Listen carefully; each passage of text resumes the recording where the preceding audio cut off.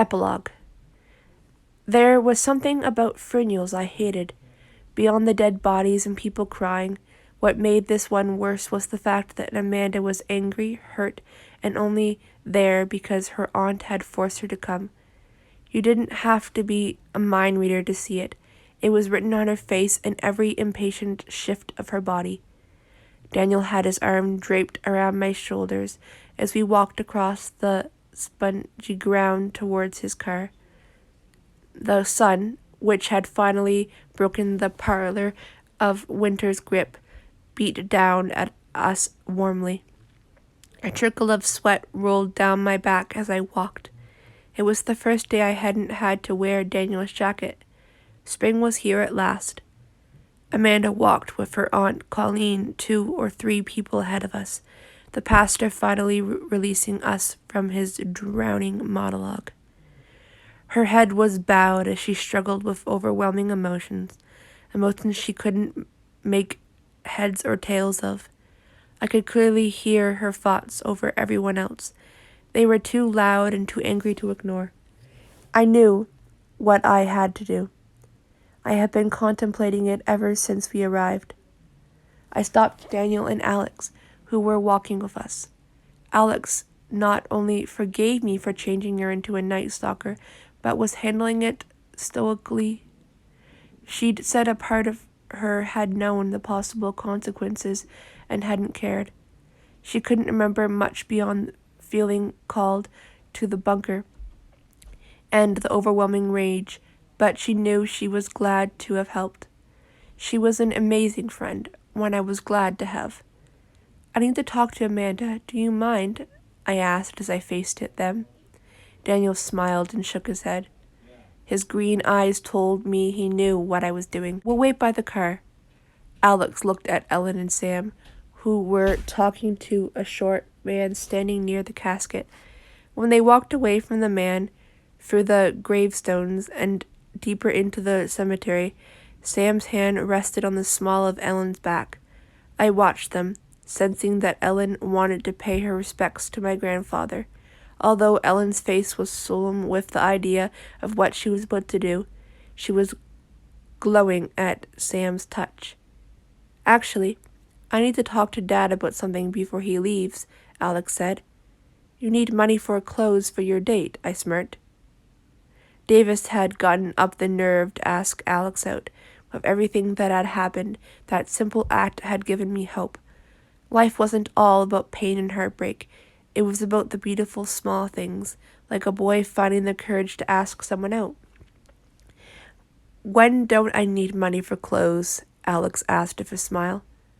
"When you are asleep, I suppose," I said. "Not always," she said. She waved a goodbye and hurried to catch up with Sam before he got too far away. I kissed Daniel on the cheek and ran to catch up with Amanda in the other direction. "Amanda!" Amanda and her aunt turned at the call. The pair were carbon copies of each other, the only difference being that Amanda had brown eyes and Colleen had blue. Colleen was dressed in an expensive-looking suit that matched her salon-styled hair perfectly. I remembered hearing that she was a big book editor in New York City. Despite having a no-nonsense face and a keen knack for business, her thoughts told me she was compassionate, a feeler, totally opposite from her brother. "Can I talk to you for a second?" I asked Amanda, catching a curious glance from the aunt. Amanda was still pale from her near-death experience. The way she had looked at the bottom of the river flashed in front of my eyes. It made it hard to look at her, but I kept my eyes trained on her dark eyes, knowing I had to tell her the truth. She had to know that the reason for her anger wasn't as justified as she thought. Her first thought was angry. Someone else who didn't know how bad a person he was telling me they are sorry. Sadness, guilt, and gratitude swept over her as she remembered what I had done for her. Her eyes softened. "But for her, I'll endure the platitudes." "Sure." I pulled her out of her aunt's range of hearing. "How are you feeling?" I asked. "Oh, okay. You know, better."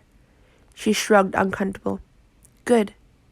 There was a moment of awkward silence before I blurted out the reason I had stopped her. I don't know how much you really know about how your father died. Her eyes grew wide, not expecting that. It was an animal attack. That's what Chuck said. Not exactly. I can't go into details, but he was helping out some people who weren't nice. Figures.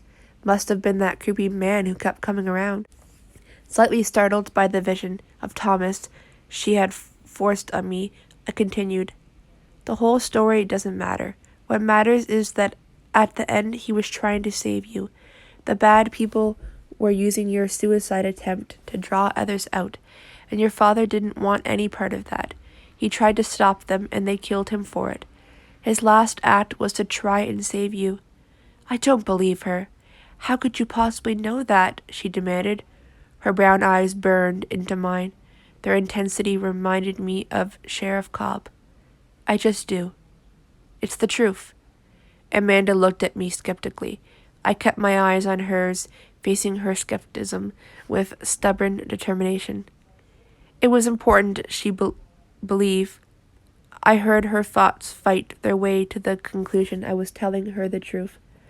Maybe subconsciously she realized I had powers beyond the normal, or maybe she wanted to be able to believe in her dad again. Either way, her eyes filled with tears. "You're not lying to me, are you?" she pleaded. "I swear to you on my mother's life. On my life, I'm not. My father wasn't a good man. Nothing will change the fact, but thank you for telling me." She hesitated. "And thank you for saving me. There are things I still need to work out, but you've given me so much." She hugged me, startling me with the action. She would never forgive her father for the things he had done to her, the abuse he had inflicted, but she had the knowledge that, even for a moment, he had loved her enough to die for her. I figured a person could go far with that kind of knowledge. She released me, her sadness taking away her voice, and walked over to her aunt, who was waiting by the car. I watched her walk, thinking over her future. She would be moving to New York as soon as all the arrangements were done, a move that provided her with new opportunities and endless possibilities. I hoped her future would be better than what her past had given her.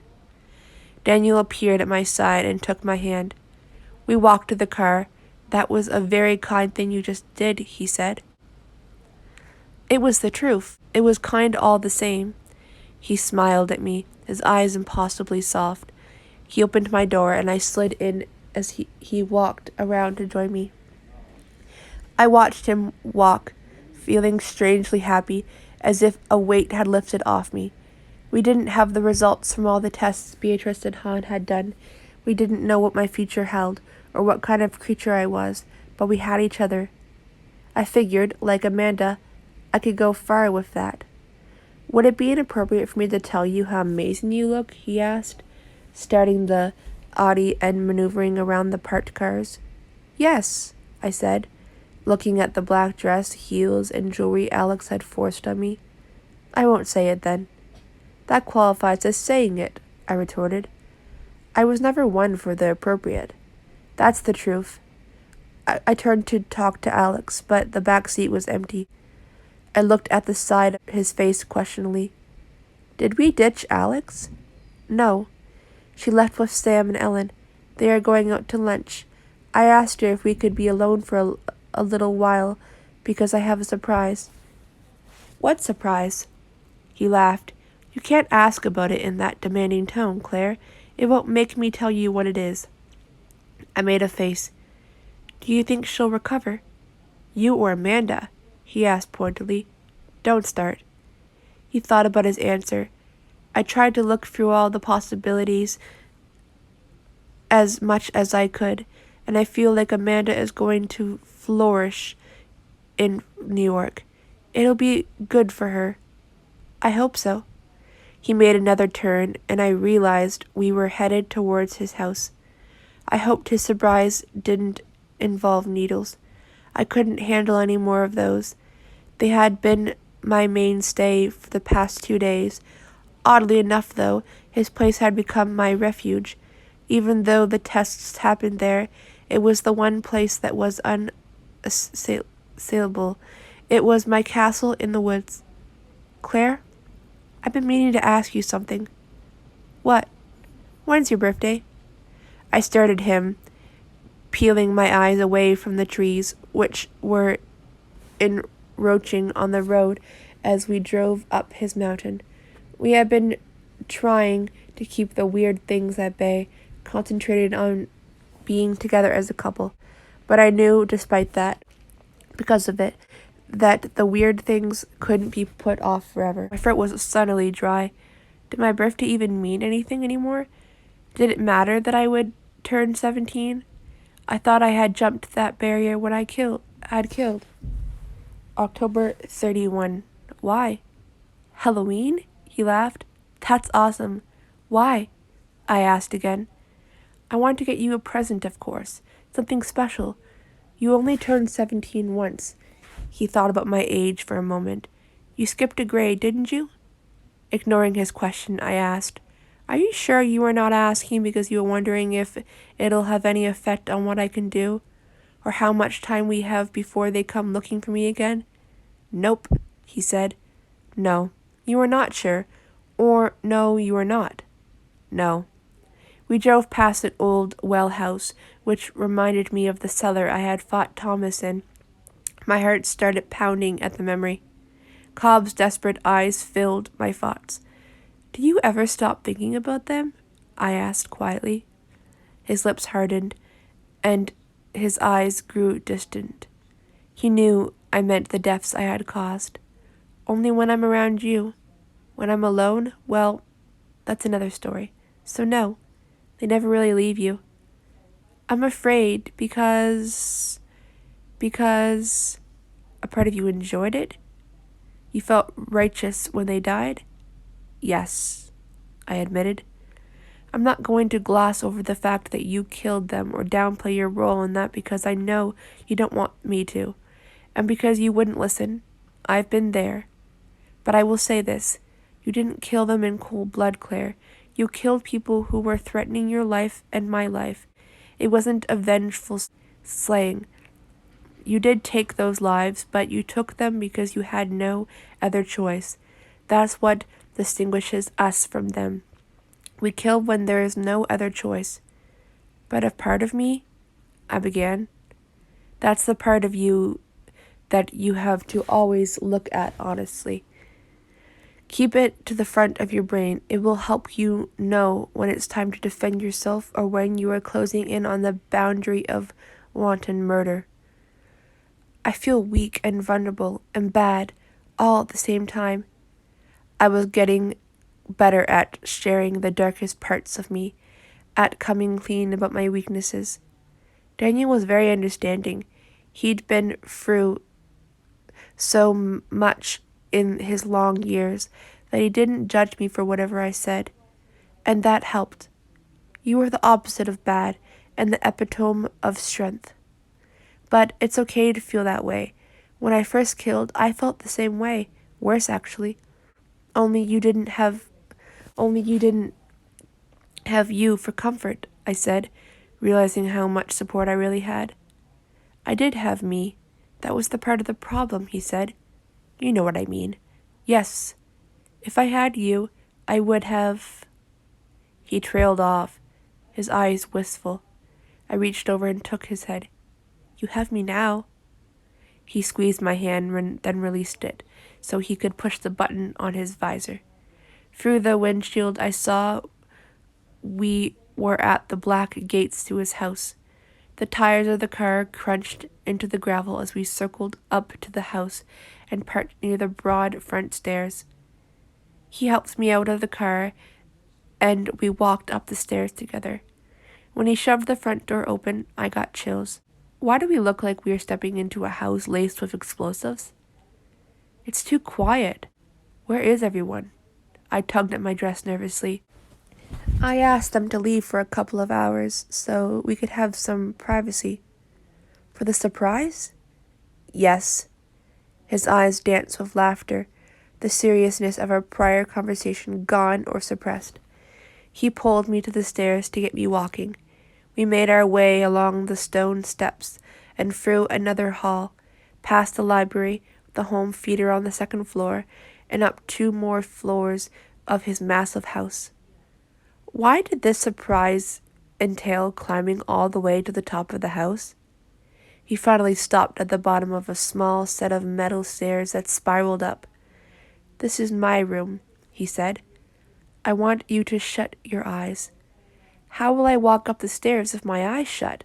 I said wearily. I was hedging a bit, wondering why he was acting so secretive. "I'll carry you. Just shut your eyes." I clamped my hand over my eyes as verification that I wasn't speaking. He picked me up and threw me over his shoulder. I was laughing by the time he set me back down. "Okay, just 1 more second." He checked my hand was still in place. I heard movement and something being set down. "Can I open them now?" "Yes." I took my hand away. Daniel's room was circular, and the walls were glass. I felt as I turned a circle, like I was in a tower that was half treehouse. The furniture was simple and light, designed for comfort rather than show.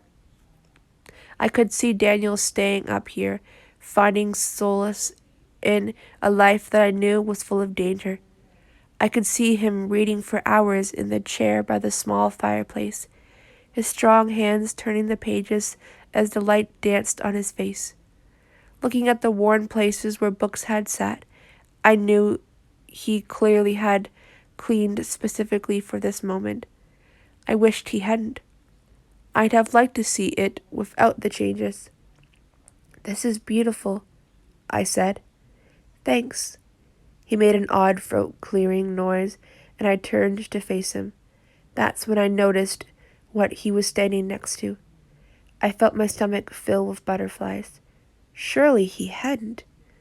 "Do you remember saying that you wanted me to have a sap story about the first guitar I bought?" Oh, God, he had.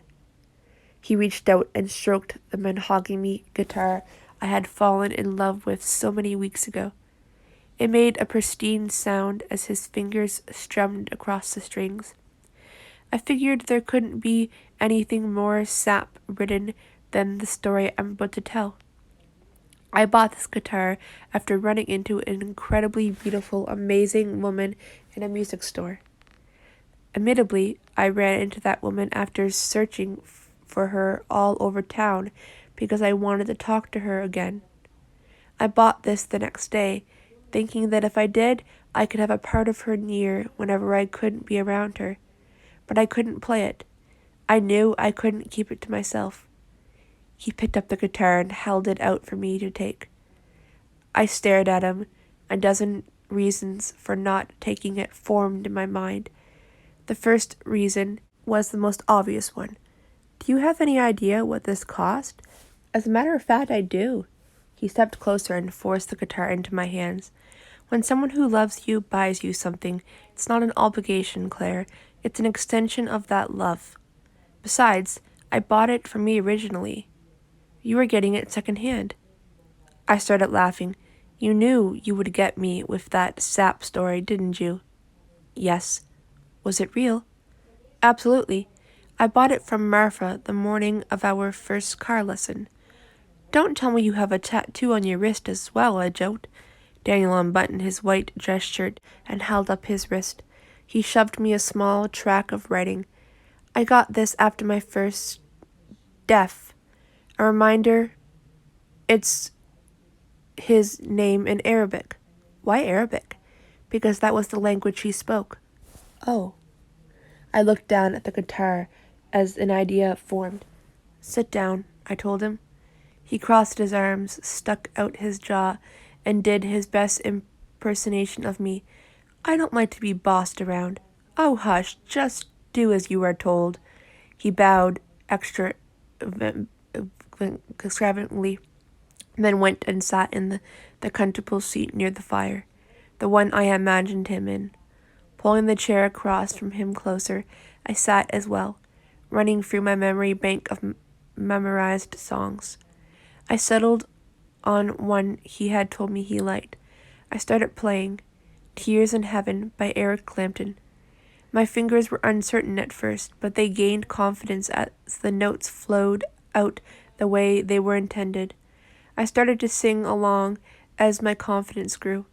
His expression transformed from surprise to awe. I smiled around my singing, glad I hadn't disappointed him. I realized something as I played. I wouldn't be a victim again. I would learn to control what was happening to me. I would find answers. I would fight back, because what I had was worth fighting for.